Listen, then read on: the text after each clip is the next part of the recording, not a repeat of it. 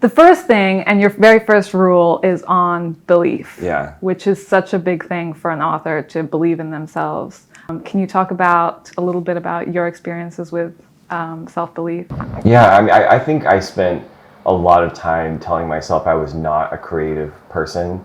I think that we have this idea of what a creative person is like and what that entails, and the lifestyle, and like, you know, hard partying and alcohol and drugs and all these things, and I just didn't really fit that criteria. And so I spent a lot of time thinking that I wasn't really a creative person, that this dream that I had of writing books wasn't really possible. In fact, when I was a literary agent, I prided myself on being one of those literary agents who wasn't secretly working on a book, and then I started secretly working on a book.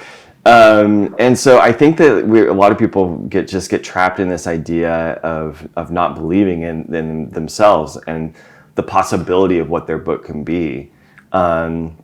So one of the things I try and do in How to Write a Novel is really try and shake people out of that. And, you know, you are creative enough to write a novel. You can do it. The harder thing is the time it takes to write the novel and to stay focused and committed enough to do it.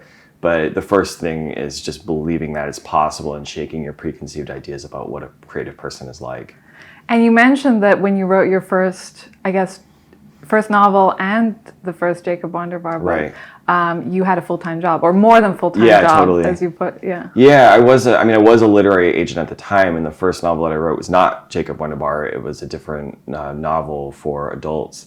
And I wrote that while I was maintaining a job as a literary agent, which is a really time-intensive job. I was working 8 to 8 on the weekdays, and then I'd write Saturday and Sunday. And so it was a really intense time, but I did it. And the first one didn't work out, and then I really didn't think this dream was possible. But I had this idea for a kid trapped on a planet full of substitute teachers, and then I just went with it, and then the end result was JACOB WONDERBAR.